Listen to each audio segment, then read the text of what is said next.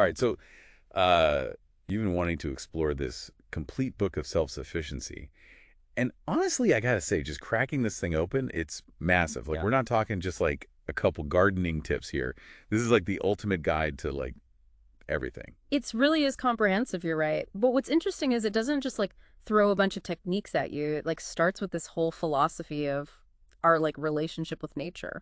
Okay, so let's unpack that a little. What's the philosophy behind being truly self-sufficient? Well, the book really stresses understanding natural systems and working with them, not against them. And like it uses this example of overgrazing, which really stuck with me. Overgrazing, isn't that just like having too many sheep on your land or something?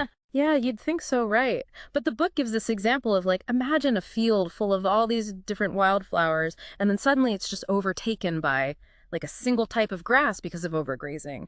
And that's not just about the grass. It disrupts like the entire balance of, impacting Yeah. insects, birds, even the soil itself. So like even something like that can kind of throw the whole ecosystem out of whack. Exactly. And that's what the book keeps driving home. Even like small choices we make, like how we manage grazing or even just what we plant in our gardens can have this ripple effect. It's like that saying we're all connected. But this makes it so real, And it makes me think of those like documentaries about the symbiotic relationship between plants and animals with like, the whole carbon dioxide oxygen exchange thing. Yeah. Right. Even something as basic as like our breath is part of this larger cycle. Plants take in what we breathe, out the carbon dioxide, and release what we need oxygen. It's really quite a beautiful system. So how do we take that big picture idea and make it practical? I mean, this book is called The Complete Book of Self-Sufficiency. What are some of the concrete things it suggests to really work with nature? Well, it dives into a lot of practical skills, and some of them get surprisingly detailed. Like there's a whole section on building a cattle-proof gate. Okay, so we're not talking like flimsy chicken wire here. No, we're talking like sturdy. Like they get into specifics about using a forked timber for the hinge. And get this, it suggests pouring creosote, which is like a wood preservative, through drilled nail holes for extra weatherproofing. Wow, they really thought of everything. That's incredible. The attention to detail is amazing. I mean, I would never have thought of something like that.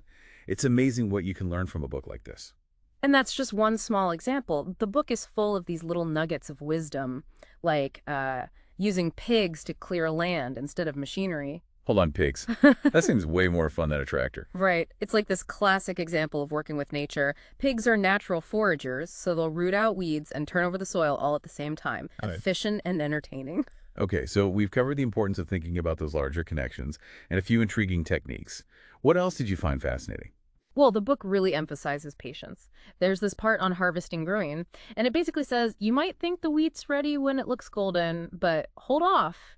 Wait like an extra 2 weeks to make sure it's truly ripe, especially if you plan on storing it long term. Patience, huh? That's not always my strong suit. Yeah. But it makes sense. Rushing things usually backfires. So what happens when you don't rush the harvest? Well, you get higher quality grain, which is essential if you're relying on your harvest. And it actually connects to another interesting point the book makes about those pioneers in the Wild West. They relied heavily on sourdough bread, which obviously requires that slow fermentation process. Wait a minute. So that's where the name sourdough comes from. I never connected those dots before. Hmm. That is fascinating. So from patiently waiting for grain to fully ripen to understanding the delicate balance of an ecosystem, this book seems like it's about way more than just the how-to. Exactly. It's about understanding the why behind those traditional practices and how they connect to this bigger picture of self-sufficiency and really a respect for nature. And speaking of food, So this book dives deep into food production, right? yeah. We're talking like everything from wheat and rice to raising goats and chickens. It's like a crash course in agricultural history. And what I find fascinating is it doesn't just scratch the surface, like take wheat, for example. The book talks about the difference between hard and soft wheat, which I had no idea about. Yeah, I'm used to just seeing all-purpose flour at the store. What's the difference? Yeah. Well, hard wheat has like a higher protein content, which makes it better for bread, gives it that like chewy texture. Soft wheat, on the other hand, that's what makes like a finer flour, so it's better for things like cakes and pastries. So the type of wheat you grow, like, directly impacts what you can make with it. That's something I never considered. I just assumed flour was flour. Right. It just highlights how much knowledge went into like traditional food production. And the book even gets into the historical significance of different grains.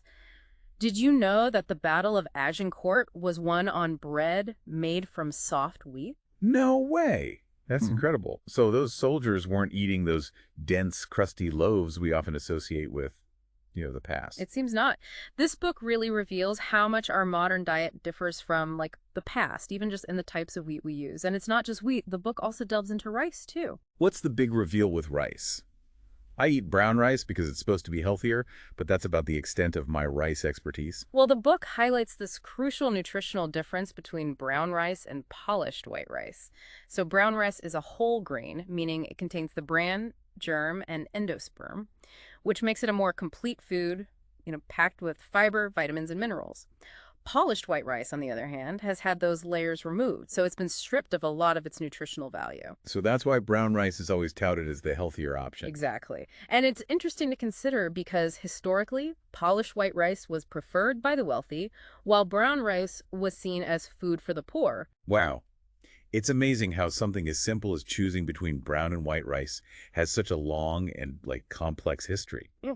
This book is full of surprises. So we've covered grains, but what about livestock? I'm intrigued by the idea of raising my own animals, but it also seems kind of daunting.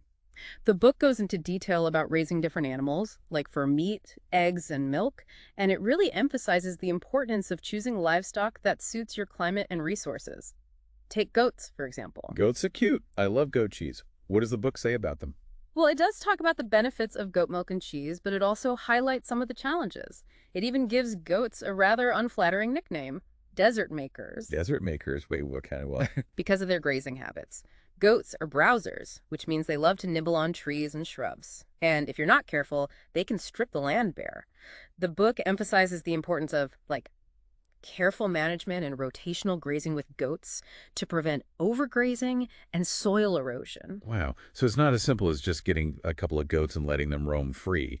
It's about understanding their needs and how they impact the environment. Precisely. And that applies to all aspects of self-sufficiency. It's about making informed choices, understanding the potential consequences, and always considering the long-term impact on the land. This is reminding me of those domino effect conversations we had earlier. It's all connected. So we've covered the philosophy behind self-sufficiency, a few practical skills, and now the importance of thoughtful food production. Where do we go from here? Well, believe it or not, we've only scratched the surface. This book goes beyond the basics, covering everything from traditional crafts to harnessing natural energy sources. It's about to get really interesting. Going through this book, it really hits you that self-sufficiency isn't just about, learning a bunch of skills. Yeah.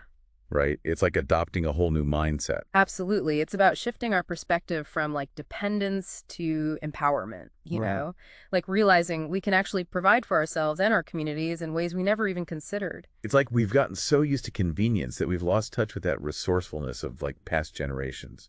This book really drives that point home. It does. And it's not about romanticizing the past or trying to recreate some ideal version of simpler times. It's more about recognizing the value of those traditional skills and knowledge and finding ways to adapt them to our modern lives. Finding that balance, right? We don't have to ditch our smartphones and move to a remote cabin to embrace self-sufficiency. It's more about integrating those principles of resourcefulness and sustainability into our everyday lives. Precisely. Even small steps can make a big difference, like growing some of your own food, even if it's just a few herbs on a windowsill, learning to repair your clothes instead of tossing them out and buying new ones, being more mindful of our energy and water use. Those are all acts of self-sufficiency. It's about taking control where we can, right? Feeling that satisfaction that comes from knowing you can rely on yourself, at least in part. Exactly. It's about cultivating a sense of agency and resilience, especially in a world that can often feel unpredictable and overwhelming. This whole deep dive has been eye-opening. It's made me realize that self-sufficiency isn't just some nostalgic idea. It's a really relevant and empowering concept for the 21st century. I couldn't agree more. It's about reconnecting with that innate human capacity for ingenuity, creativity, and resilience. It's about taking responsibility for our own needs, but also recognizing our interconnectedness with the natural world and with each other. And that, I think, is a really powerful message, a message of hope, empowerment, and possibility. Well said. So for anyone listening who's feeling inspired to explore the world of self-sufficiency, this book is a fantastic place to start. It's full of practical advice, historical insights, and a healthy dose of inspiration. It really is a good reminder that we're capable of so much more than we often give ourselves credit for. Absolutely. It's all about taking that first step right, Whether it's planting a seed, learning a new skill, or even just becoming more aware of the resources we use every single day, the journey of 1,000 miles begins with a single step, as they say. That's right. And who knows, that single step might lead to a more fulfilling and sustainable way of life. Thanks for joining us on this deep dive into the Complete Book of Self-Sufficiency. We hope you found it as thought-provoking and inspiring as we did. Until next time, keep exploring, keep learning, and keep growing.